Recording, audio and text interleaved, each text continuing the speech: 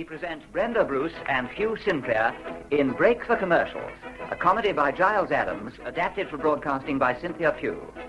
Break for Commercials.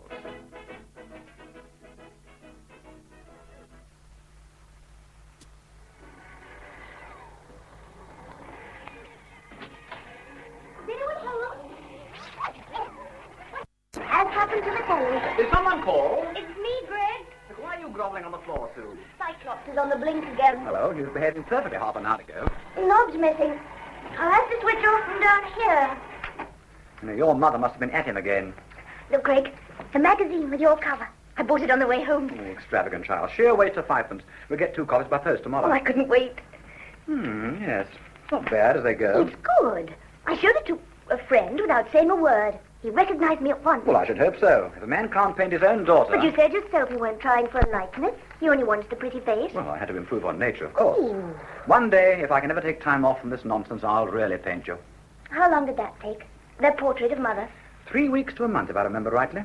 Not that she sat all that time. 2 hours in the morning, the same in the afternoon, if she hadn't a matinee.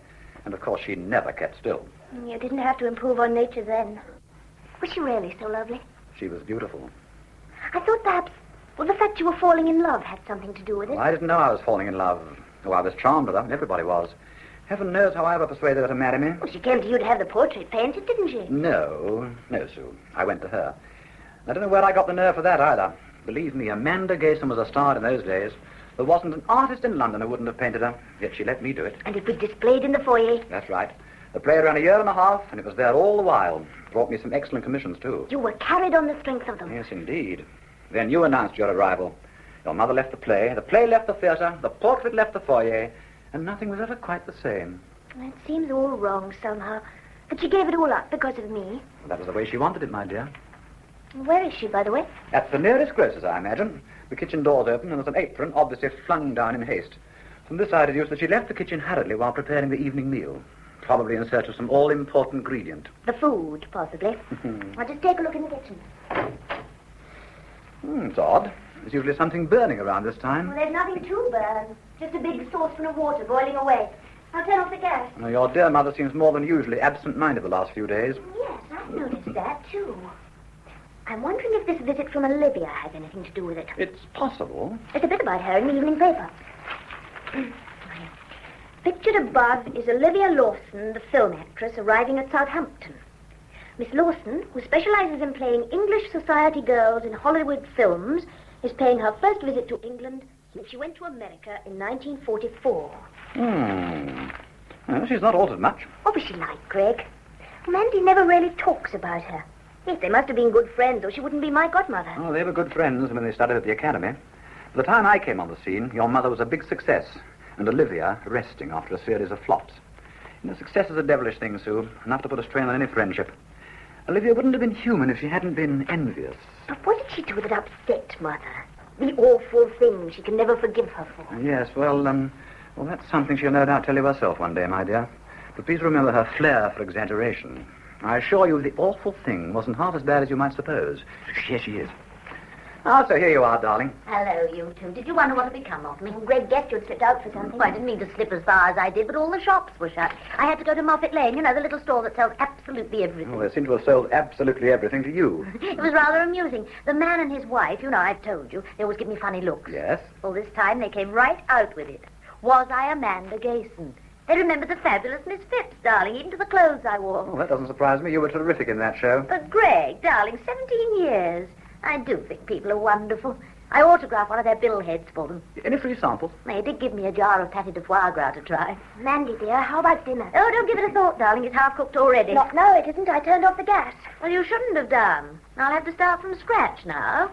We're having spaghetti Milanese. But that'll take ages. Nonsense. How about preparing the cheese and everything? Oh, don't fuss, child. It's all here in a little jar, grated already. And tomato puree. So clever. In a tube, like toothpaste.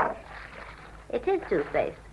Oh, never mind. I'll use ketchup. There's someone calling for me at 7:30. Well, don't panic. Just go and get ready. I'll see to the meal. I'll see to the table when I come down. No, we can manage. I'll just put the spaghetti on. Don't go away, Greg. I want to talk to you. Look, before you begin, did you interfere with Cyclops? Certainly not. Oh, well, I think we've really had it this time. Well, he was going full blast before I went out. There was that awful man going into great long things about deep, clean and shining white. I switched him off. Looks as if you tore him apart. Well, never mind. You can put it right later. Listen, has Susan said anything? About the new boyfriend? No. And she's going out with him again tonight. I don't like it. Oh, no, don't worry, dear. She's got her head screwed on. No, don't be so silly, Greg. You know she isn't at all sensible where boys are concerned. She always gets fond of the ones she feels sorry for. Odd creatures with chips on their shoulders, like the Rogers boy. Oh, you're right about that one. The chip on his shoulder was his head. Well, at least she brought him home and let us see how hopeless he was. She's known this one 2 weeks and hasn't even told us his name. How do you know it's been 2 weeks? I've found a letter, if you must know. Oh, Mandy, you didn't peep. Peep? I did what any self-respecting mother would do. Had a darn good look. Well, really. Was there anything to take exception to? No, there wasn't. It was little more than a note, really. He'd enjoyed meeting her at Mary's party and wondered if he might have the pleasure of meeting her again.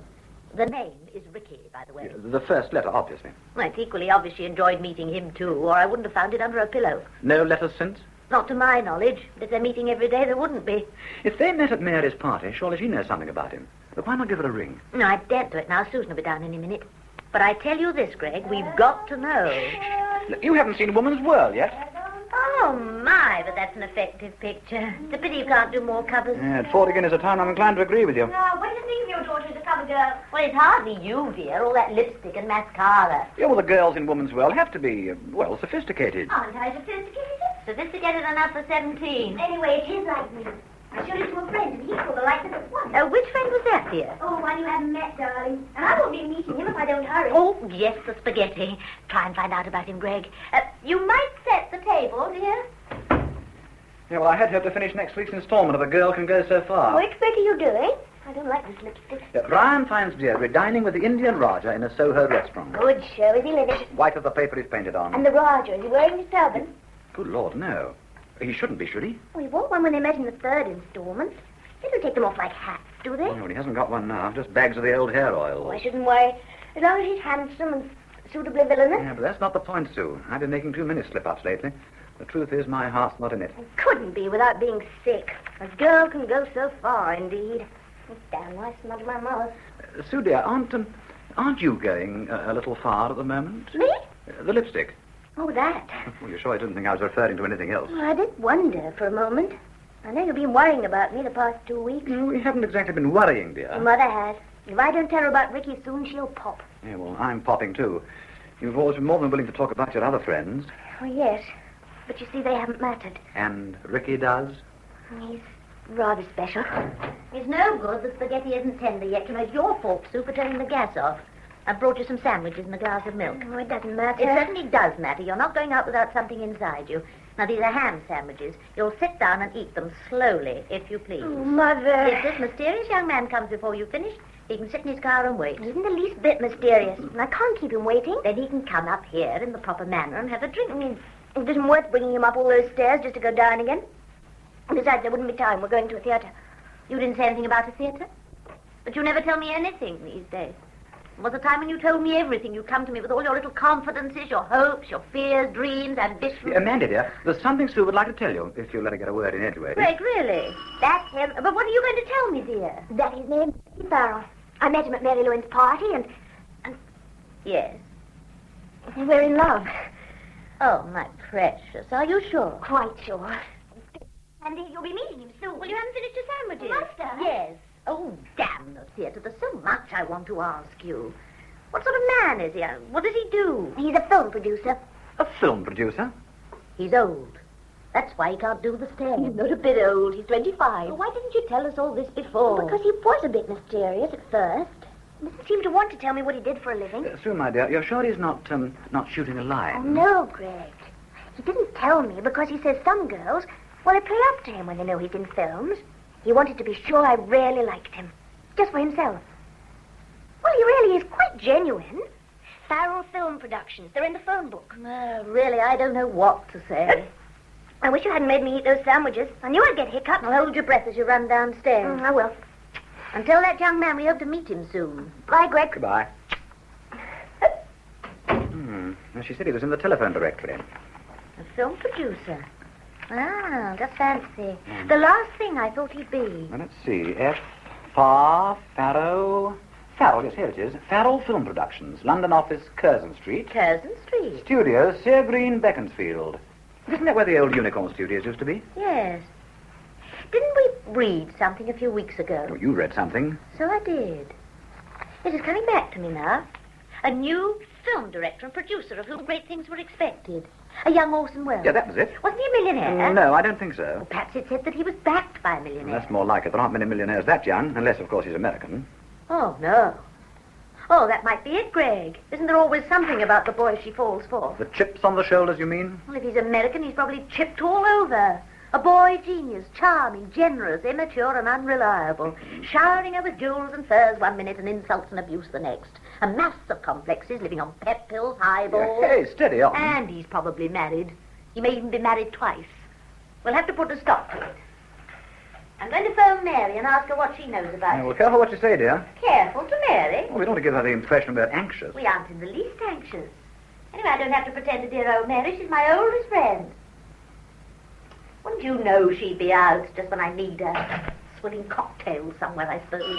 Oh, who on earth can that be? Oh, perhaps it is dear old Mary. Not likely. She said she'd never come again unless they put a lift in. But didn't you say Lovey Ducky would be calling one evening? Of course, Lottie. If Mary had her legs, I'd understand her not coming. I bet she's resting on every landing, poor old bag.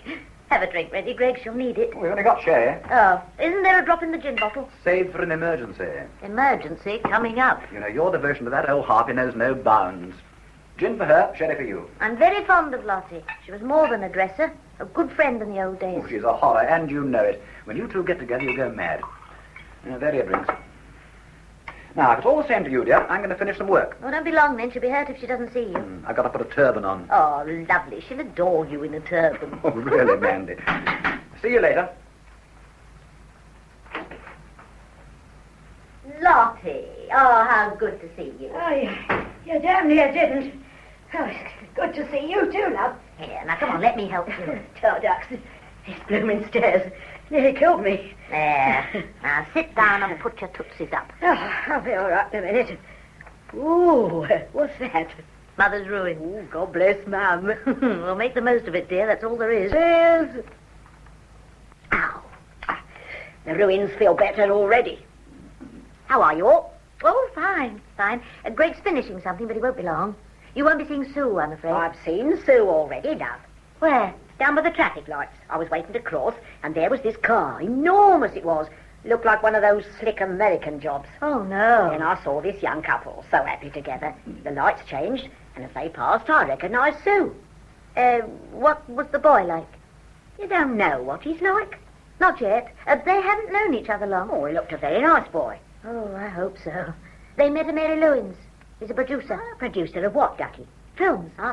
Actually, he's rather special. They call him a young Orson Welles. Wow, fancy. Hey, speaking of films, you know who's on the way?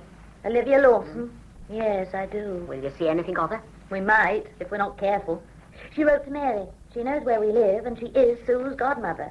Now, don't look like that, Lottie. After all, it was a long time ago. So it might have been, but you haven't forgotten, and neither have I. Well, she probably has. The past 15 years have been more eventful for her. All that film work in Hollywood.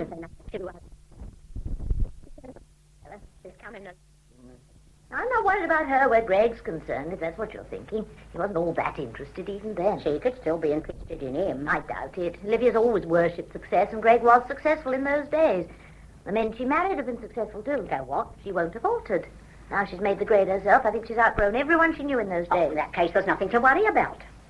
I'm not worried. Aren't you? There's something bothering you, love, and you know it. Lottie, I can just imagine her walking in, looking like a million, and deciding we haven't a beat. If you feel like that, you better make it plain you don't want her here. I don't want to be unpleasant, but look at the place. It's strange how something like this opens your eyes. We've been drifting from bad to worse, and I didn't realize. You've been contented, that's the main thing. Why not just be yourself? Happy to be living here with Greg and Sue. She'll be so envious she won't notice anything else. But, Lottie, I'm not as happy as all that. Oh. It's the old story. Money, or lack of it. Greg's not badly paid for his illustrating, but the work's precarious. Didn't seem to matter when we were younger, but now it's awful to think we've nothing behind us. You shouldn't have been so quick to give up the stage, lovey. I suppose you wouldn't consider going back. I've done more than consider. I went to see Dougie Fulton. Oh, Ducky, when do we start? We don't, dear. At least not yet. After all, I've been away 17 years.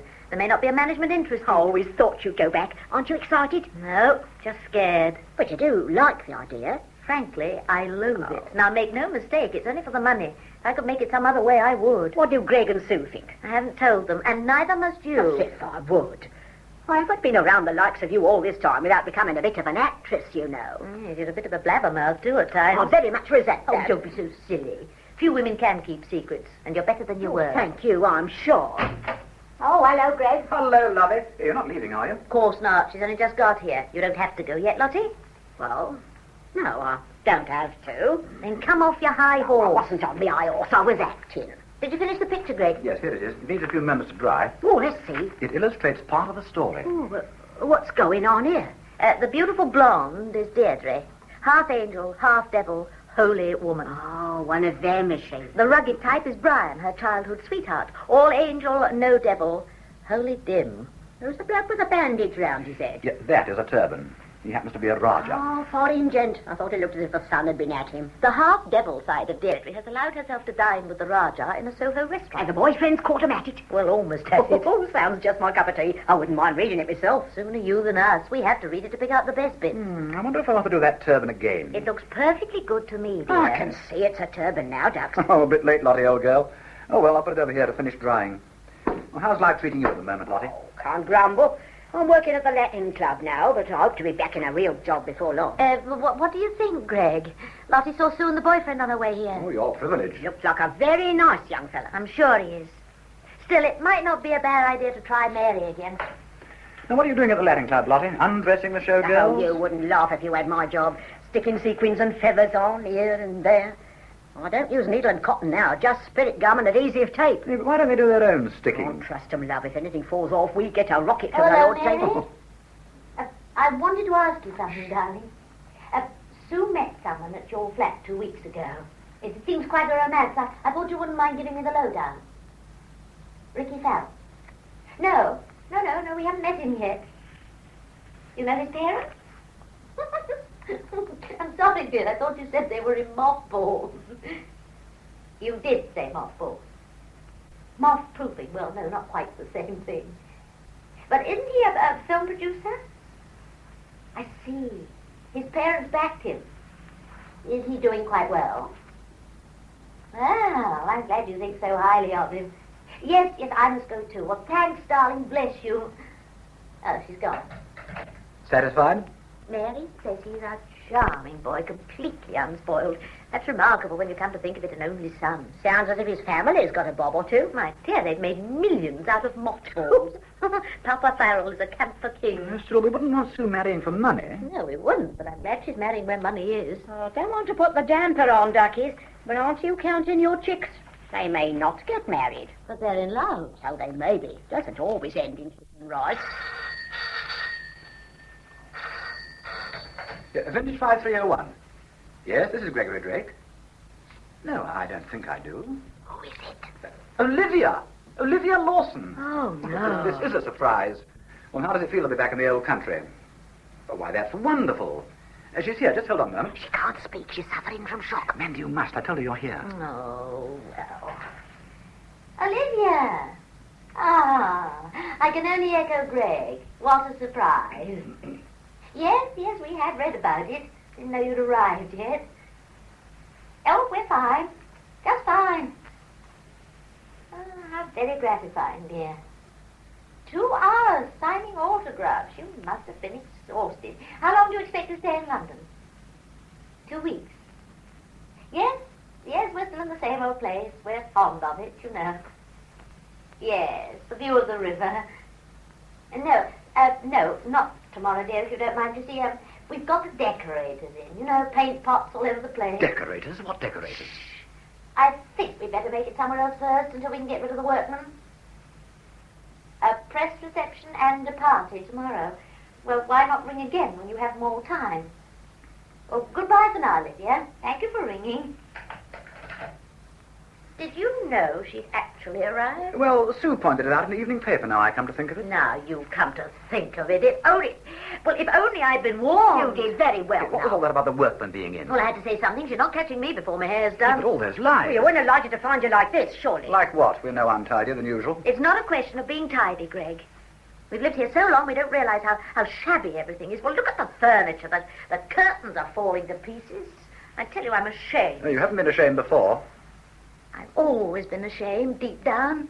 How do you think I feel to have Olivia see me in this state? And what about this friend of Sue's? No wonder we haven't seen him You're yet. not suggesting Sue's ashamed, too. Well, I don't suppose the Farrells have holes in their carpet. Oh, not moth holes, anyhow. Not any kind of hole. What do you expect me to do, darn them? We really should have a new We carpet. can't afford one. You know what it costs to cover a floor this size. How much have we got, Greg? Money? Precious little. I know you've got at least £50. You were thinking of a new television. I'm still thinking of a new television. Sorry, dear. I'm afraid you must forget it. So you can buy a carpet. And curtains, if possible. Oh, £50 wouldn't run to both, Ducky. My 50 won't anyway. We probably do better to make it a down payment on all we need. Oh, no, we don't. We're not going to get into debt for the rest of our lives. No, perhaps you're right. After all, I'll need some new clothes. You'll have to spend a bit on entertaining. When you finish squandering my money... Don't worry, dear. I think I can promise you'll get it all back before long. How? That I can't say. Not at the moment. You'll have to trust me. Here, I've got an idea. Why don't we borrow what you need? Borrow? What? Yeah, I was thinking of curtains. It cost a small fortune to cover those windows with anything decent. What you need is theatrical draperies. I could borrow some from the club. Oh, Lottie, could you? Easy. They put on a new show every 6 weeks. They'll never miss them. Plenty to choose from. All satin, you know. With sequins? Oh, some are plain, and there's Regency stripes. It's a marvellous idea. Now, the I carpet... can't borrow one of them, I'm afraid. We could clean it, put a nice Turkish rug here and there. Over the holy bits. I know. Mr. Petworthy. Knowing Mr. Petworth is a dead loss to anyone. Don't be rude, Greg. He's a sweet little man. He could lend me rugs and furniture, Lottie. He's in charge of properties at the film studio. Are you suggesting a load of furniture is brought up here just for a day or two? You needn't speak as if it's a load of manure. And what do we do with what we've got? Throw it out of the window? It can be thrown in the dustbin for all it's worth. You couldn't just store it in the bedroom. No, they're too small, and Greg uses the box room to paint in. When you consider that this is my studio... Now, don't start that again. You know we can't use this room for everything. Now, what can we do with this furniture? It's hardly worth putting in store for a week. Well, why not shove it on the roof? On the roof. Greg, that's a wonderful idea. Lashed to a chimney stack, I presume. On the flat bit outside your window. My roof garden. Well, there's nothing growing at the And moment. supposing it rains. I could lend you tarpaulin. That'll do splendidly. It isn't as if there's anything of value. A nice blow might do it good. This is the craziest thing I've ever listened It to. is not in the least crazy. Just use your imagination. The room will be thoroughly clean. Well, I can't imagine that to begin with. And completely refurnished. It's going to be lovely, the way I've always hoped it might be. All to impress Olivia and this boy. You'll be hiring a staff of servants next. Don't be ridiculous, Greg. The staff of servants for a flat this size. Ah, there's something in what he says, love. You should have a maid or a cook housekeeper. How about me? Oh, my dear, would you? Just try and stop me. I wouldn't risk this for anything. Could you play it straight? I trust I know my place, ma'am. I was your maid, wasn't I? Of course. Oh, what could be more natural? When you two get together, you go stark raving mad. Well, perhaps we are being a wee bit impulsive. Let's think of something else for a little while and talk things over when we've calmed down a bit. Well, you might think about dinner, Mandy. Of course, dinner. You'll stay, won't you, Oh, Lottie? I didn't expect a meal, Ducky. Oh, we've got plenty. Sue couldn't wait for the spaghetti. Baked beans on toast with grated cheese and eggs on top. Oh, anything will do for me. We've cold ham. How about an omelette? Soup and sandwiches. Just a minute. I can smell burning. One thing we won't be having is spaghetti Milanese.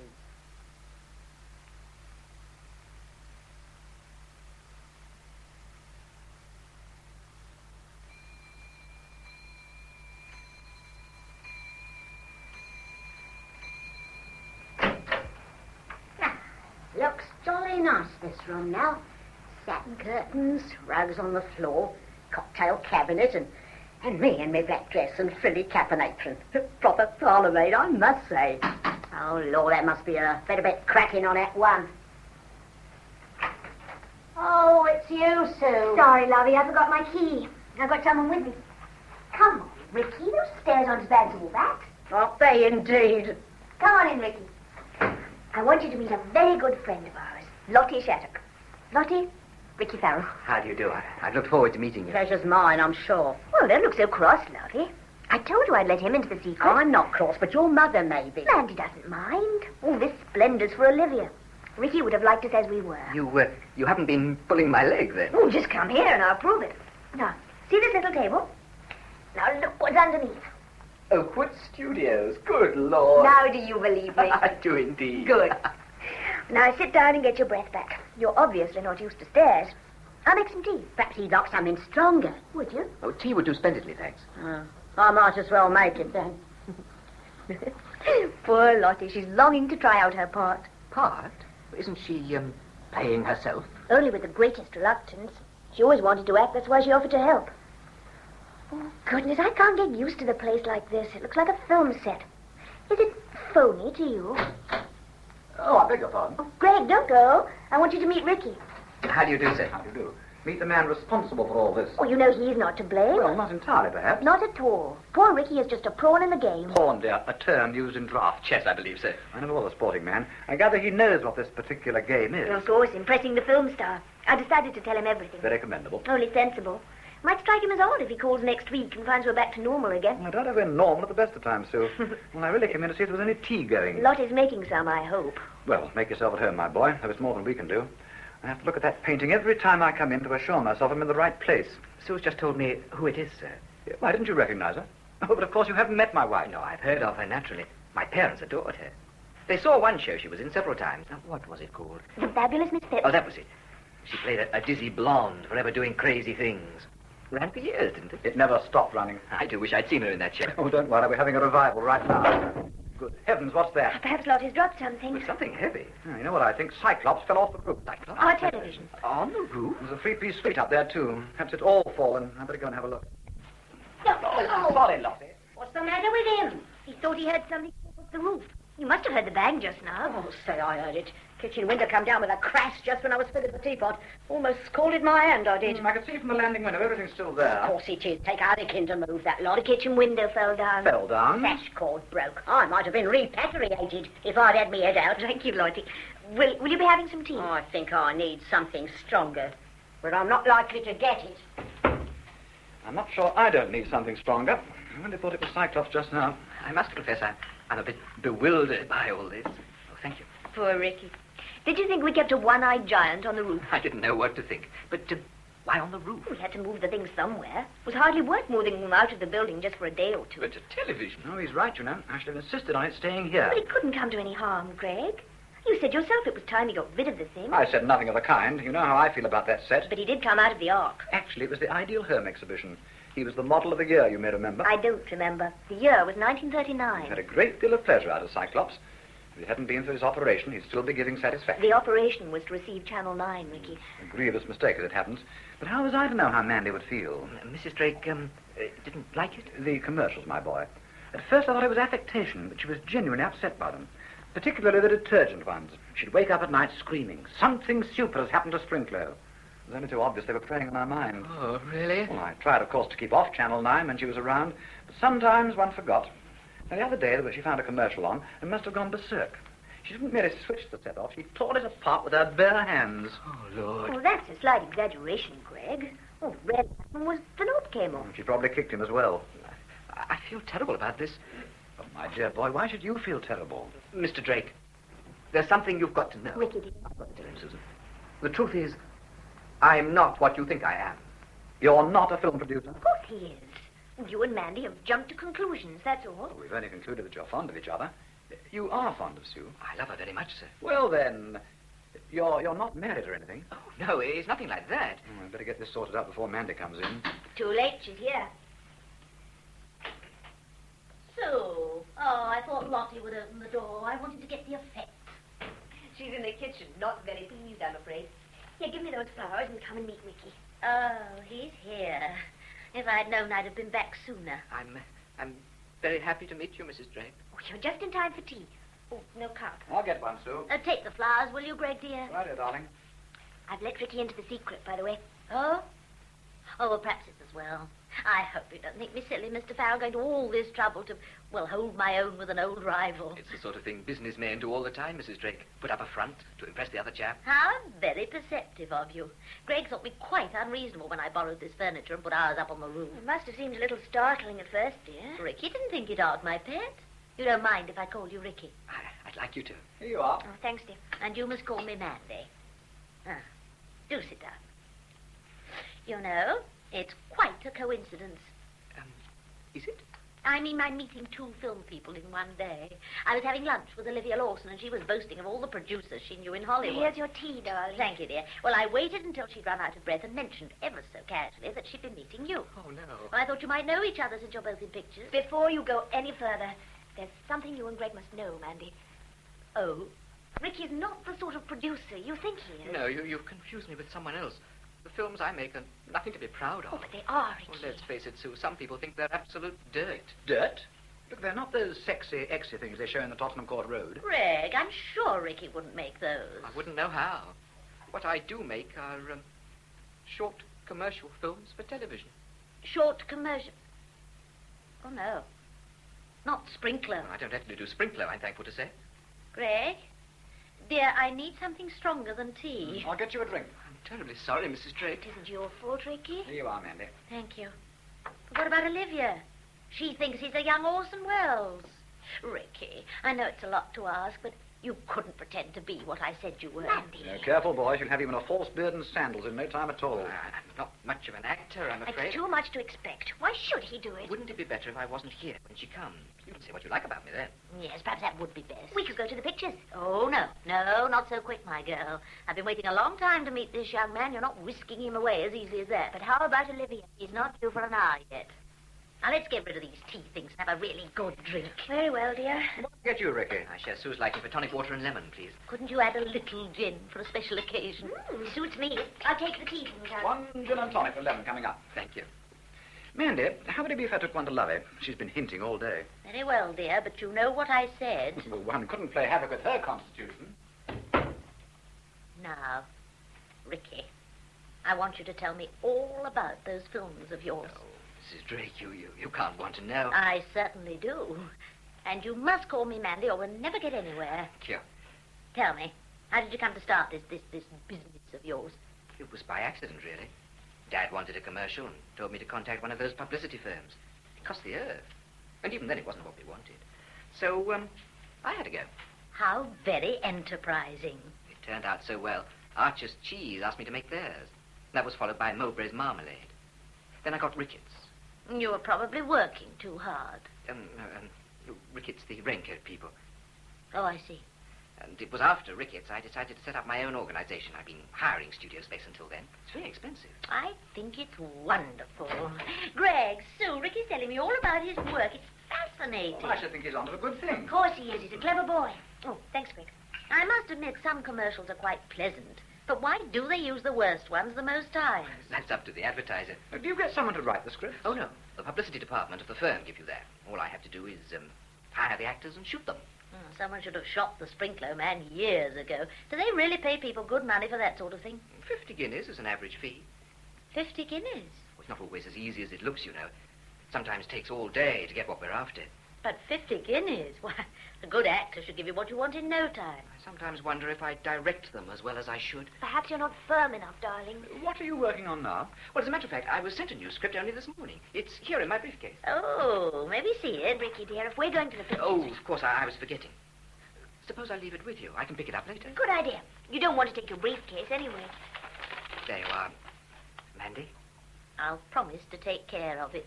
Goodbye for now, then. We'll be back around 8, I expect. Well, I won't tell Olivia. She may decide to wait. See you later. Enjoy yourselves. I like that boy. Do you like him, Greg? Yes, very pleasant, I thought. Oh, I must put on my glasses if I'm going to read this. I believe you're really interested. Well, of course I'm interested.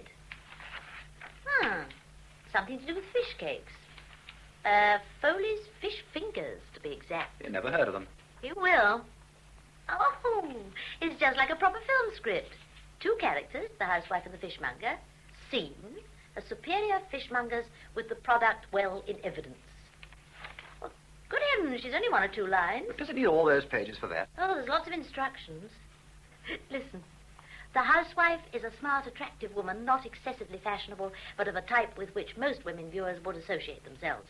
Her voice must be cultured and clear while avoiding a county accent. She carries a shopping basket. How about the fishmonger? Oh, yes, here it is. The fishmonger should be a pleasant young man wearing a straw boater and a striped apron. Nothing else? His voice should be clear and distinct. He can have a county accent, apparently. Oh, it doesn't say so. Housewife pauses before entering shop and turns towards the camera, smiling pleasantly and speaking confidentially, as if to one particular friend. Do you want to know what she says? Oh, I'm not fussy. I'm calling at my fishmonger's for fish fingers. They're so fresh and such good value, why not take some home with you today? Is that all? It is, and you'll get 50 guineas for that. What do you suppose the fishmonger gets for saying nothing? He does say something. The fishmonger winks knowingly and picks up a packet of the product. Fishmonger. And the fish fingers she wants are Foley's of fish fingers. Camera pans in for close-up of product. Well, it's typical, isn't it? If they take all day over that one, they ought to be shot. Marvellous to think that people can earn a living out of this stuff. Marvellous. I wonder if Ricky has anyone for this. Well, he said he only got it this morning. Yes, that's what I was thinking. Mandy, you're not considering. Yes, I am. But you always said you'd sooner die. Circumstances alter cases. I admit I wouldn't like people to know I did it. Well, how could you prevent them knowing? Well, most people have forgotten what I look like, Greg. But even if I was recognised, it's nothing to be ashamed of. We could do with the money. I can't deny that. Look, suppose we try an experiment. I'd just like to see if I could do this silly thing. Oh, but of course you could. Well, I haven't acted for years, remember, but I should be able to memorise these few lines. You'll have to help. How? By playing the fishmonger. Oh, look, there's 3 of these scripts. No wonder you thought it had too many pages. Here you are, here's yours. Yeah, thank you. I'm calling at the fishmonger's for fish fingers, so fresh, such good value. Why don't you take some home with you today? The fish fingers she wants are Foley's fish fingers. I'm calling at my fishmonger's for Foley's fish fingers. No, just fish fingers. They don't know what kind until I tell them. I'm calling at my fishmonger's for fish fingers. Yeah, that's right. Let me finish. They're so fresh and such good value. Why not take some home with you tonight? It's today. Tonight. What does it matter? Oh, the shop wouldn't be open tonight. Pardon me. Oh, Lottie. I've brought my glass back. You haven't many. Lottie, have we any fish cakes? To my knowledge. Something called kipper snacks. Been in the larder a bit too long, if you ask me. They'll do. Do? For what? Oh, you're not going to smell the place of cooking kippers when she'll be here. We're not going to cook them. Oh, you won't eat them raw. I just want you to bring them in here in the packet just as they are. But why? I'll explain later. I also want my shopping basket and the tea cloth with the stripes on Oh, it. Mandy, do we have to go as far as that? Well, it's the only way to get atmosphere. Go on, Lottie. We've only got half an hour. well, all right. Greg, you've a straw boat, haven't you? You know I have. Will you get it? Well... Please, darling. Oh, all right, then. It's in the workroom. I'll just push the settee round here. That's it. For the counter. Yes, that's fine. Here you are. I would like to know what you are playing at. We're not playing at all. I found out just now that Mr. Farrell makes commercials for television. Commercials? I thought you said he was a young Orson Welles. He is in the advertising world. I may appear in some of his pictures. Oh, so that's what it's in aid of. Oh, a bit of a come down, isn't it, lovey? You wouldn't find Olivia Lawson selling fish cakes. He doesn't need the money. Besides, if you keep your mouth shut, no one need know it's me. Do it in disguise, will you? Will this do?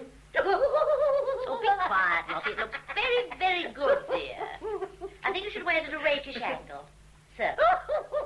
Now, the apron. No, not quite right, but it'll do.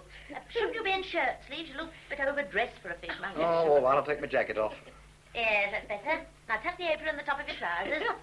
Splendid. Now, stand by the settee. That's the counter, do you see? The product, much in evidence. Yeah, a bit smelly, darling. Now, don't fuss. They're wrapped in cellophane. I think I'll keep my glasses on. I suppose I should be wearing a hat. I say, let's get on with it, shall we? Can I stay and watch? Well, only if you don't interfere. I'll sit down then. Ready, Greg? Ready and waiting. I'm calling at my fishmonger's for fish fingers. They're so fresh and such good value. Why not take some home with you tonight? Today. Oh, jolly good. Well, your line, come on. Oh, yes, of course. And the fish fingers she wants are Foley's fish fingers. You're right, they do smell. Well, what do you think of it, Lottie? Not bad. For a first rehearsal. Oh, well, it was jolly good. We both remembered our lines. Oh, well, it's not what you say, it's the way you said it. You didn't sound as if you really liked fish fingers. She's right. I forgot to smile. And I didn't wink knowingly. We were concentrating on our words too much. Well, come on. Once more, with feeling. Lights, camera. Isn't that what they say? Here, let's make it a take. I call my fishmonger fish fingers. He's so fresh and such good value. Why not take him home with you tonight? And the fishmonger she wants is Foley's fishmongers. You're killing me. It is so fresh and such good value. Where did I go wrong? Why not take him home with you tonight? Well, it's not as as easy as you might think. You'll never mind, darling. It could be something new. A commercial with an X certificate. Oh, no. Olivia. Oh, I thought you were cutting it fine. She mustn't see this script. Put your coat on, Greg. Give me a hand with the settee. Yeah, wanted to help me. We must tidy the place up. You get along. I'll be with you in a minute. All right, but hurry. Basket, tea cloth. Oh, What is it? kippers. Where are the kippers? Oh, Lord, I had them here just on the Oh, arm. they're not there now. I can smell the damn things. Yes, so can I. They must have fallen down. Under the cushion, perhaps. No. Oh, well, they're around somewhere. I suppose you haven't trodden on them. Trodden on them? No, I don't think so. Oh, she probably flew up on her broomstick. Here, I'll go and help Mandy. You better open that window before you open the door. Do you know where the air freshener is? No, you better say there's an ill wind blowing from Billingsgate. Oh, Lord, here's my script. I'll pop it inside this magazine for now. I'll follow it. Olivia! Greg, honey. Did you always have those crazy stairs? Always, dear. Now sit down before you fall down. Oh, you must have had an elevator. I'd have remembered coming up the hard way like that. Oh, you've forgotten because they didn't bother you then. You'd float up like a ship in full sail. The ship was dragging her rudder today, hon. Where's Mandy? Well, she's just freshening up. That's what I should be doing. Where's my compact? Brother, I look at my chauffeur calls pooped. Did he bring you? Oh, no. Fenton's in Hollywood. I could only afford to bring my maid. As I told those dear boys at the press reception, those fabulous salaries are greatly exaggerated. Well, you seem to have done very well for yourself. Oh, I've not done badly.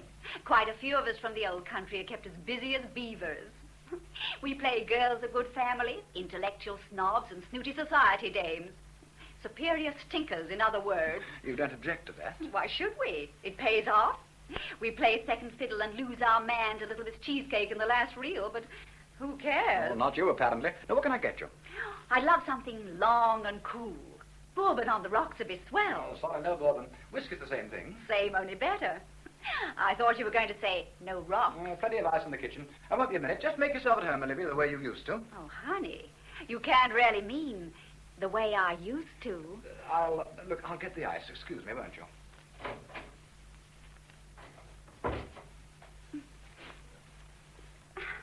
An odd smell. Fish, is it? Or of what? Oh, not under a cushion, surely. No. Oh, dear old woman's whirl. Years since I've seen it. What's this? Script for a TV commercial. Commercial? Poor old Mandy. Olivia? Oh, Mandy, honey. Well, where's Greg? Why isn't he taking care of you? He's getting some ice. Good heavens. Ooh, there is a smell around here. Ugh, kippers. Is that what it is? You've noticed it too? If you lie on the settee, it kind of sneaks up on you. It's something the cat's brought in. Not something it's killed. Oh, no, dear. Food. Lottie feeds him in the kitchen, but he will bring everything in here. Now, here we are, tucked down between the arm and the seat cushion. Kipper snacks. Oh, so that's what it was. Lottie and I looked everywhere. But it's all wrapped up. Oh, we probably stole it from the larder and hid it away for another time. I've never known a cat do that before. Oh, damn clever, these Siamese. It's amazing what they'll do with kittens on the way. Oh, a female cat. Mandy was calling it he. Blood cat was it, Tom? I forget sometimes. Do you like this neat, Olivia? Oh, no, hun.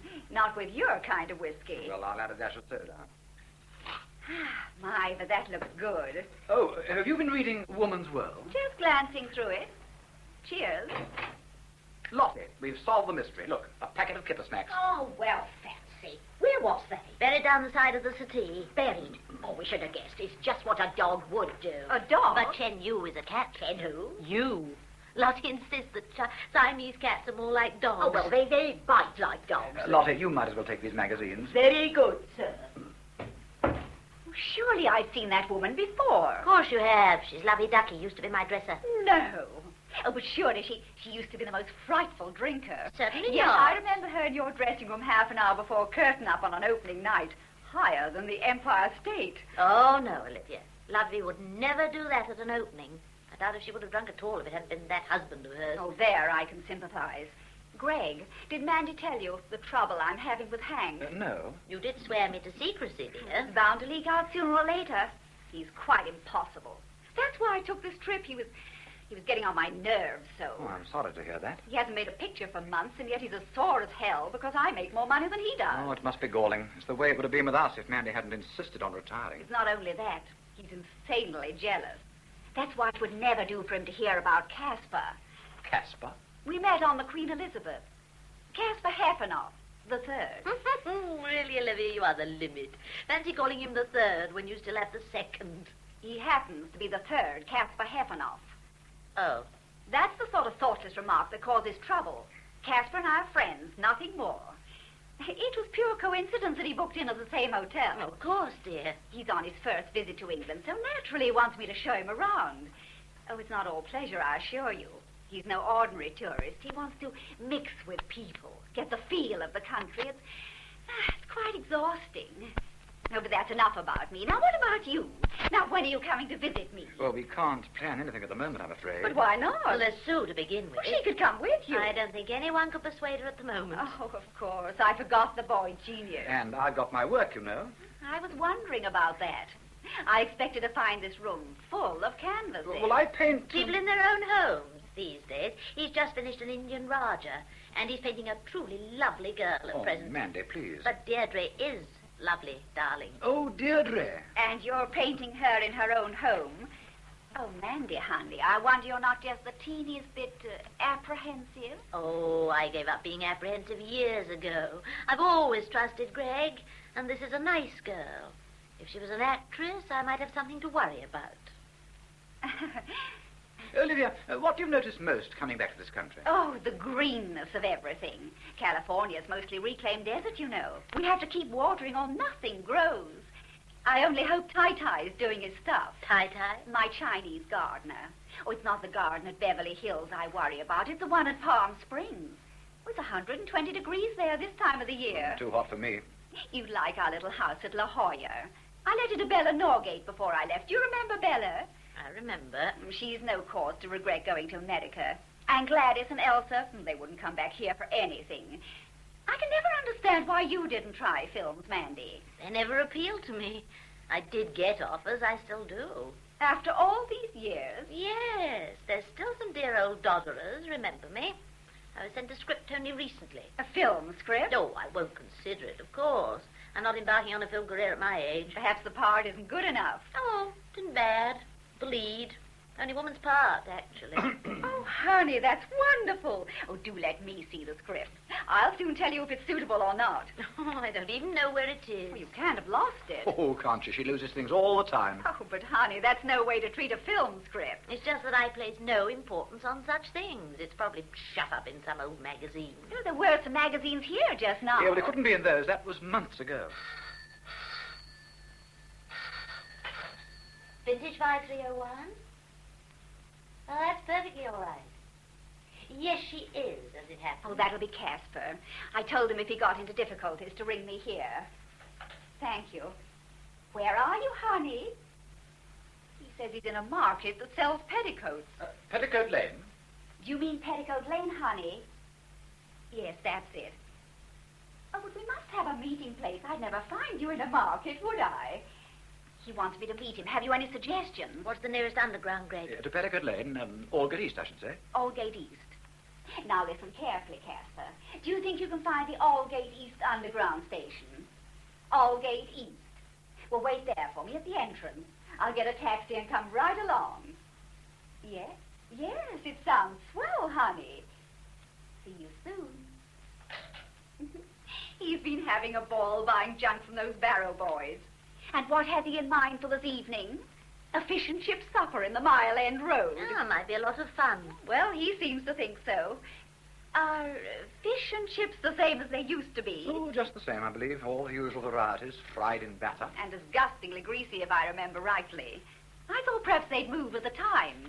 Instead of fish and chips, something more elegant. Fish fingers, perhaps, and French fried. Olivia, it's a pity you have to hurry off like this. We'll meet again before I go, I expect. And you find that script, Mandy? I'm sure it's a wonderful part. Something you can really get your teeth into. Goodbye, Olivia. Au revoir. Enjoy yourselves. She knows something. Yes, I think she does. I know she does.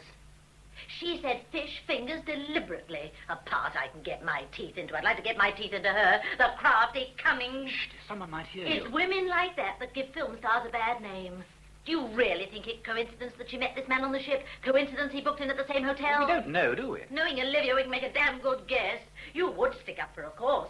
Sometimes I wonder if there wasn't more in your little interlude than you'd have me believe. Oh, have we got to rake all that up? We should have finished with her then. I wish we had. I'll never forget that ghastly night.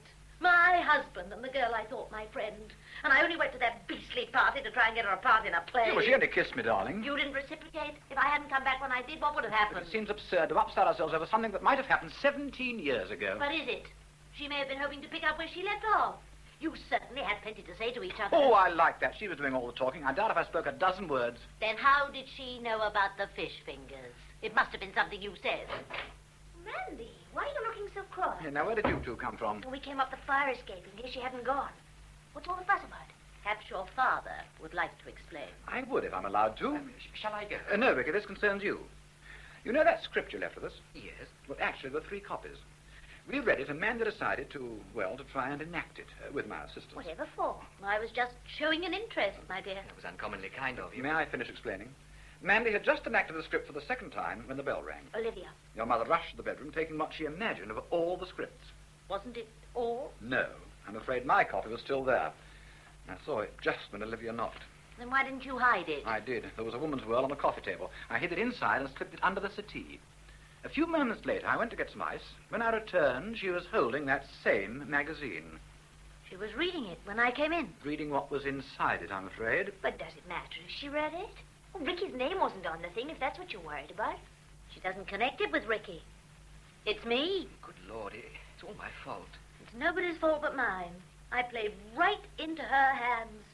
She was doing so much boasting, I told her I got film offers too. She may not spread it around. Oh, won't she? You don't know that fairy godmother of yours. At this very moment, she's passing it on to her paramour in the Mile End Road. Oh, Mandy. And then she'll tell all her cronies in London, Paris, New York, and Hollywood.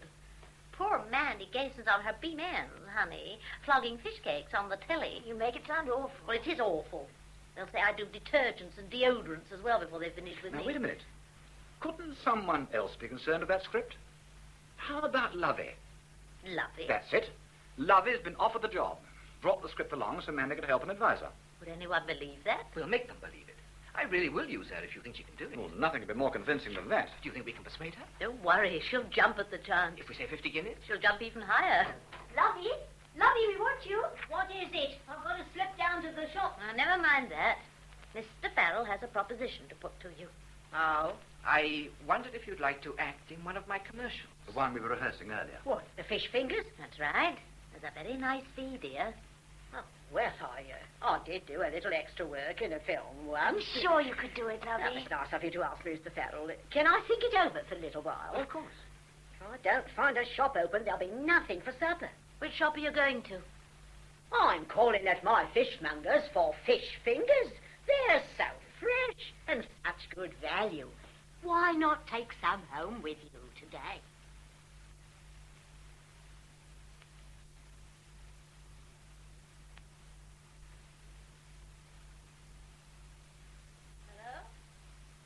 Hello.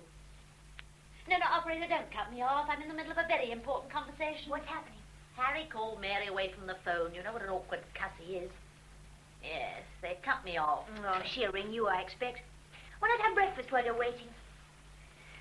Oh, it does seem funny. Breakfast without Greg. I found out what Olivia's been up to. She told Mary, Linda told her, Imogen said I was doing commercials. She was very surprised when I told her Olivia told Imogen that Linda said I was doing the wretched things. It all sounds very involved. Oh, that'll be Mary. Hello. Hello, Mary? Oh, they must have thought we'd finished. Yes. Well, as I was saying, Lovey Ducky got the chance to do this thing. She actually did it 3 days ago. But she asked me to help her, naturally. Well, I left the script in a magazine and Olivia found it. No, dear, it was no accident. Because the magazine was under the settee. Yes. Greg says she was probably looking for kippers. No, dear, kippers, not slippers. Yes, I quite agree, a likely tale. But of course I'm going to do something about it. I'm going to phone the hotel, tell her the mistake she's made, and demand an apology. And if she goes on saying things like that, I'll sue her for damages. Yes, I'll let you know. Dinner? Oh, we'd love to. I'll have to ask Greg. No, I can't ask him now. He drove down to Sussex last night to see his mother. But he should be back this morning. I'll let you know, dear. Goodbye. And thank you. Well, it means a great deal to have loyal friends at a time like this. Bless you. I really am grateful to Mary and Imogen. If they kept it to themselves, I wouldn't be able to tackle Olivia before she leaves for America. I will now phone the hotel. Well, won't you finish your breakfast first? Oh, she's probably still asleep. And she's in for a rude awakening. May I have Miss Olivia Lawson, sweet, please? Miss Lawson booked out last night. You couldn't tell me where she's gone. Thank you. Good morning. There's something odd about this. She left the hotel last night, yet I know she isn't leaving for America until this evening. Why should she stay somewhere else just for one night? Couldn't they tell you where she was? No. The receptionist was decidedly chilly and not a bit helpful. I wonder why.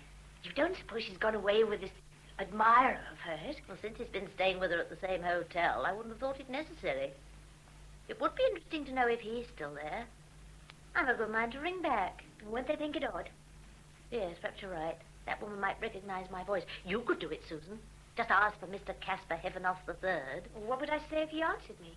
Oh, you could ask him what happened to the other two. No. No, why shouldn't I ring him? He phoned here the other day. I'll ask him if he knows where Olivia is. Hello. I want to speak to Mr. Caspar Heavenoff III. Is he staying with you? No. No message. Now, I'll call again later. Mr. Heavenoff is not to be disturbed on any pretext whatever. So he didn't move out? No, only Olivia. She must have a reason for leaving. You don't move out of a hotel for only one night just for the fun of it.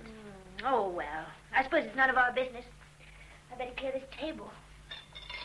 Isn't it today the men come for the furniture? I was just getting used to it. I thought of something. I, too, have thought of something. How are we going to get the old stuff off the roof if Greg isn't... Mandy, what is it? Are you ill? I've had a shock, that's all. A shock? Sue, where were you when Greg got the message? What message? That Granny Drake was having a dizzy spell. I don't know. Out with Ricky, I expect. Think back. Was there a letter yesterday morning? Not that I know of. Oh, Mandy, what is it? It strikes me a little odd that Granny should go dizzy the night before Olivia leaves for America. What has Granny to do with Olivia? Nothing. I don't believe she's dizzy, that's all. But why would Greg say so? For the same reason your fairy godmother took wing from her hotel last night. Oh, no. Oh, I won't believe it. I shouldn't have left them together, not for a minute. But I don't believe he even likes her. He's never said so. Would he be likely to say so? Oh, the cunning, the craftiness of it. They must have made the assignation here in this room. You know what an awful imagination you've got. You can't call this imagination. It all fits. Only if you wanted to. Wanted to? Do you think I like the idea of your father being unfaithful? It's the end, of course. I'll never forgive him. Never. Oh. Vintage 5301. It's Woman's Whirl. They're going to give me the editress. That'll be a rare treat. Oh, I'm sorry, Mr. Drake isn't here. Well, actually, he's gone down to Sussex to see his mother. Huh? Tell him to be sure to phone Miss Bullivant immediately. Very well. Goodbye. She sounds cross about something. You give him the message, Susan. I may never speak to your father again. Oh, dear. Ricky. Well, how did you get in? The front door was open, darling. You're excited about I something. had some good news. I tried to get you on the phone, but the number was engaged. Mandy's been comparing notes with her girlfriends over this commercial business. Olivia has been spreading it around. Well, there'll soon be ample proof Lottie did that commercial. Foley's are crazy about it. They wanted to do more. Posters and newspaper advertisements as well. She's onto a very good thing. She nearly went mad when she got the 50 guineas. We haven't seen her since. She'll have to be found. I've 3 more scripts in my briefcase. 3? Oh, you are doing well. Sue, I'm doing almost too well. You know how I started this. just to make a commercial for our own firm. I never expected it to grow into anything like this. Well, you're not complaining. No, but Father is. He wants me with him. That's something I want to see your mother about. Mandy? Look, Sue, you were saying she got a bit bored before all this excitement over Olivia Lawson. So she was. Then how would it be if I offered her a partnership? After all, she's an actress. She could cast the parts and show the actors what was expected of them. Oh, it sounds wonderful. Well, is she anywhere around? We could ask her now. Oh, darling, I think we'd better leave it for the moment, if you don't mind. Well, why? She's not ill or anything. I might as well tell you. Mandy phoned Olivia this morning to have things out. She was told she'd left the hotel last night, though we know she isn't leaving for America until today. Well? Greg received a message yesterday to say his mother's ill. He's gone down to Sussex. At least I think he has. Mandy's got it into her head he's been with Olivia somewhere. I don't know if it throws any light on the subject, but I saw your father just now. Where? Coming out from the underground. He was carrying a suitcase. 10:15. He must have left Worthing very early. Oh, no. I won't believe he was with Olivia. Neither will I. And I don't suppose in her heart your mother believes it either. I don't think she does, but when she dramatizes things, she half persuades herself. It would break her heart if it were really true. Then if by any chance it is, we must keep it from her. Don't look so worried, darling. Oh, Ricky, it is good to have you around. I'll always be here when you need me, darling. Oh, good Lord. I always choose awkward moments. Or does this go on all the time?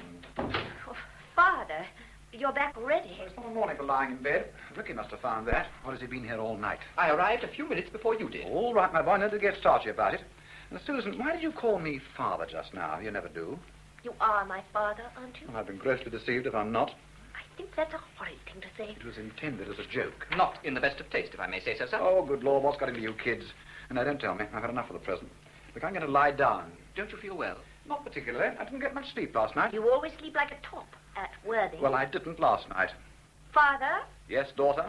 Mother knows everything. Oh, surely not everything. She knows about you Oh, and Olivia. No, we're not having that again. She knows Olivia left her hotel last night. Then she knows more than I do. I neither know nor care what Olivia does. You mean you haven't seen her? No, and I don't want to. The sooner that woman's back in America, the better for all of us. Oh, good Lord, what's that? Sounded like your kitchen window again. Olivia! Oh, Greg, thank God you're here. Where did you come from? That awful hotel. I came up the fire escape. I didn't dare use the front entrance. Reporters, photographers everywhere. Who's this? You're not a reporter? No. Oh, how they've hounded me. Greg, darling, you must help me. Olivia, do leave me alone, will you? Look, pull yourself together, dear. I can't. You don't know what I've been through. Sue, I'm just going to... Oh. Mandy, I can explain. I had to come. You and Greg are my oldest friends. Don't you dare speak of friendship, you hypocrite. Hugging and kissing like that in front of the children, have you no shame? Look, if only Don't you speak to me either. It's bad enough to do what you did, but to bring her here afterwards. I did not bring her here. She crawled out of the woodwork, I suppose. Up the fire escape, And actually. she can crawl down again. Well, there's reporters and photographers down there like a pack of wolves. You should be able to handle wolves by now. I don't know why you're being so horrible. Sue, can't you help me? After all, I'm your godmother. You look like a grandmother this morning. Oh, how dare you? I know what's wrong with you. You're jealous. Jealous as hell. Jealous of you, you two-timing... Ladies, You please. keep out of this. You'll get yours later. There are two ways of leaving here, Olivia. Back or front, vertical or horizontal. You can take your choice. I can't face that fire escape again. Open the door, please, Sue. Your fairy godmother's taking off for the last time. Oh, don't push me. Here's your suitcase. And if you link my name with any more fish cakes, I'll sue you for everything you've got. It's no use telling you you've made a whopping mistake. No. I see. Well, I better go and do some work. Oh, who can that be? I'll take it. A village? Oh, hello, Mary. Yes, she's here, but She always phones at the worst times. she is a bit tied up. Why, no, we haven't even seen the papers. We've been busy talking. I'll tell her right away. Thank you, Mary. But there's something in the papers about Olivia. Who cares? Something that happened in a hotel last night. A hotel? Oh, They're no. still in the hall. No, I brought them in with me. Here, one each. If there's anything about Greg, I'll die of shame. There's headlines and photographs in this one. Oh, no. Film stars fight in fashionable hotel. Fight? Yes. No wonder she left in a hurry. The peace and dignity of London's most famous hotel was momentarily shattered when film stars Olivia Lawson and Hank Gilmore met in the foyer shortly before midnight. Hank, her husband. Oh, do let him read it, Mandy. Hank Gilmore, estranged husband of Miss Lawson, had flown into London airport earlier that evening, intent on a reconciliation with the lovely London-born actress. Gracious. Miss Lawson had been visiting the night spots with wealthy American soda pop manufacturer Caspar Heffenoff. According to an eyewitness, Mr. Gilmore had a few sharp words with his wife's escort, and blows were exchanged. Miss Lawson was also struck when attempting to intervene. Well, so Greg had nothing to do with it at all. Immediately afterwards, the two stars left in separate taxis for unknown destinations. That's the lot. Except for the photograph. Look. Hank spanks Olivia. Doesn't she look dreadful? Poor Olivia. Greg, darling. So you found out the truth, have you? Oh, Greg, I'm afraid I did you an injustice. You did indeed, you naughty girl. You ought to be ashamed of yourself. Now come here and give me a kiss. I'm sorry, darling. I'm sorry too, Greg. Oh, forget it, daughter. I feel I should apologize too, sir. Oh, that's all right, Ricky. You know, I must admit you two had me puzzled. I knew there was something fishy the moment I came in. Oh, speaking of things fishy, Ricky has news from the fish finger front. Oh, yes. Foley's are crazy about their commercial. They're asking for more. But that's splendid. They want lovey-dovey all over the country. Posters, newspapers, the lot. Oh, she will be pleased. The trouble is I can't find her. The woman she shares her house with says she didn't come home last night. Oh, that's ominous. I thought it a mistake giving her all that money. I hate to say so, Ricky, but she may be hitting the bottle in a big way. Oh, Lord. If these people really want more of her, you better give her a weekly wage and put the balance in the bank, perhaps. They certainly want her. She's exactly what they were looking for. Let's hope it doesn't go to her head, that's all. I think I ought to warn you, Ricky, you need to be firm with Lovey, very firm indeed. I got that impression. Tell her what you want and stick by your decision, or she'll be doing your job as well as her own. Listen, Mandy, I've had an idea. How would you like to do my job instead of me? Your job? Yeah, I need a working partner. Someone who'd take the whole thing over if necessary. But what makes you think I could do it? Because you're an actress. You could cast the characters, show them exactly what to do. Like producing a play. Yes, I suppose it would be like that. Will you do it? Oh, Ricky, I'd love to. It's something I could really get interested in. Oh, bless you, darling. This really is a godsend to me. You've no objection, Greg. None whatever. It sounds just the thing. And we'll work the same hours, have our evenings together. Of course, you may get lonely during the day. Oh, nonsense. I'll be able to get some work done. Oh, Greg, I'm glad you reminded me. Miss Bullivant phoned. I promised you'd call her as soon as you came in. Miss Bullivant? And what's wrong this time? But she didn't say. Oh, come on, Greg. Who's afraid of the big bad Bullivant? I am. I'm so thrilled about this, Ricky. I can't wait to get started. Miss Bullivant, please. Greg. Ricky has 3 new scripts. Oh, can I see them? Here they are. Oh, good morning, Miss Bullivant. I understand you, yes, I've just come in. Another fish fingers. Lovey meets a neighbour on her way home from the fishmonger's. Oh, good Lord. Now, how could that have happened? Acid stomach. Well, I can only say how very sorry I am, Miss Bullivant. You know, I do read them most carefully. Oh, is it really possible? Could the acid in one's tummy burn a hole in the carpet 1 foot square? Shh, I'm sorry, Miss Bullivant. Well, it's not a very nice idea. I hope we won't have to show anything like that. I assure you I'll be most careful. I really am most deeply sorry. Goodbye, Miss Bullivant. Oh, Lord, that's frightful. This is better. Listen. Mirror, mirror on the wall, who is the fairest of them all? Well, while waiting for the answer to that one, there's something you should know, Mandy. Yes, dear? I doubt if I'll ever get any more work from Woman's World. Oh, Greg. Darling, why? Last week's illustration. Deirdre and the Roger on the divan. I thought it was very The good. point is they should have been in a punt on the river. Readers keep writing in, pointing out the mistake. It's a pity they haven't anything better to do. Oh, never mind that. I doubt if she'll ask me to do any more. What a shame. Never mind, dear. You never like doing those trashy things. You'll really be able to paint portraits now. Oh, who can that be? We're not expecting anyone apart from the removal man. They said not before midday. I look out of the window. There's a taxi down there. It wouldn't be Olivia again. That, I think, is extremely unlikely. We better tidy up just in case. Now, just look at these papers. Put them in the kitchen, will you, Susan? Yes, all right. I'm going to make some coffee. I'll come and help you.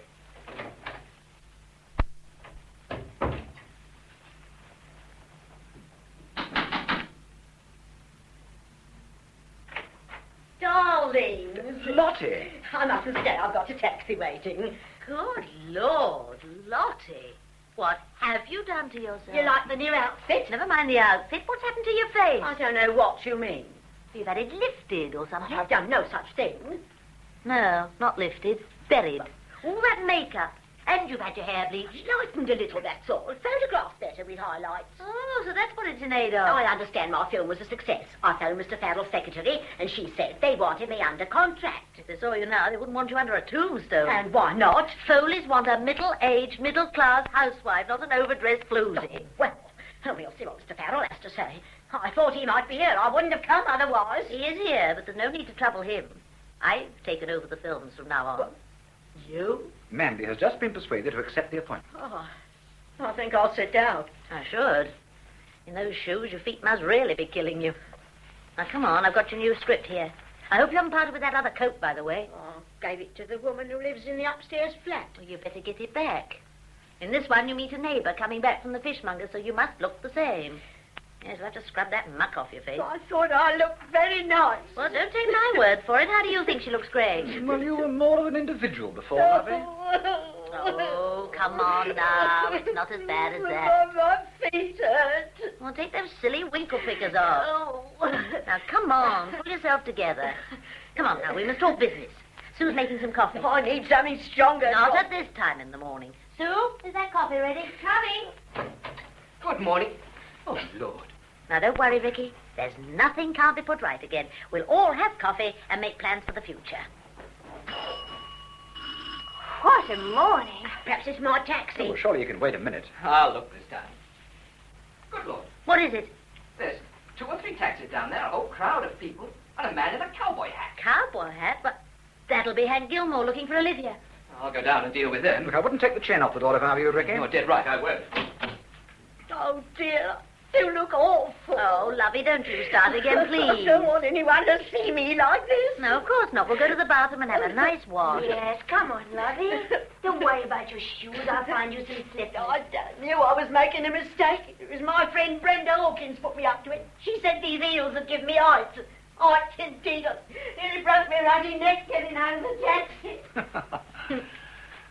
Oh, dear. Poor old Lovey. I think it's taught her a lesson, though. I certainly hope so. Please, may I come in? Olivia! Why haven't you gone? How could I with all those people down there? And now Hank's turned up. I've been hiding in a broom cupboard. You better come in, I suppose. I can't pretend you're welcome, Olivia, though I must admit you're not as bad as I thought you were. Thank you, dear. I didn't know what you were thinking, but I knew it was grim. I thought that you were with Greg last night. Greg? I didn't even know he was available. I wasn't. I was in Worthing with my dear old mother. I wish I'd had a dear old mother to be with. I was in a frightful boarding house in Paddington. Paddington? A taxi driver recommended it to me. The taxi driver you picked up outside your hotel? That's right. I ran upstairs, threw some things in a case, and dashed out again. There was no one to help me. I was quite alone. Where was your maid? I haven't had a maid for years, hon. But Olivia, you... We thought you'd done so well in America. I haven't done much the last few years, and this little episode will about finish me. Greg, darling, get her a drink. Of course. Returning to England was a gamble. I spent all I had on it. I figured if I stayed at the best hotel, played it up a little, I might land a part in a British film. And you didn't. All I'd been offered is a guest appearance in a second feature, and even that fell through. I might as well admit I'm slap broke. Here's your drink. Olivia, can't your husband help? Oh, thanks, Greg. Hank? He can't even help himself. But westerns are so popular. They aim to keep him that way. After his last movie, his horse got more fan mail than he did. Oh, something will turn up. But how soon? I owe my hotel £50. £50? How odd. You know, Olivia, I may be able to help you. I won't let you lend me money. Oh, no, my dear. We don't do anything like that around here. No, it just so happens I was offered an interesting job today. Casting for a film company. A film company? You mustn't mislead Olivia, darling. They only make shorts, Olivia. Commercials, to be exact. Oh.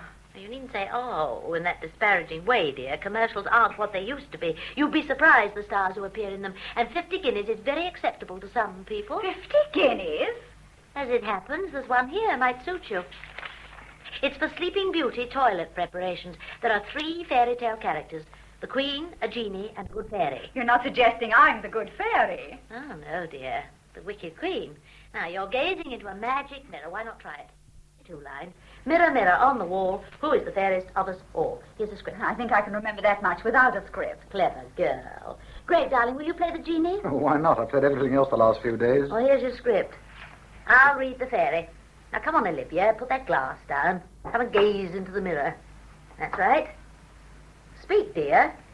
Mirror, mirror on the wall, who is the fairest of us all? Not you, my dear, since grief and care brought sagging muscles everywhere. But have no fear. Here's joy and hope. A super-fatted beauty soap.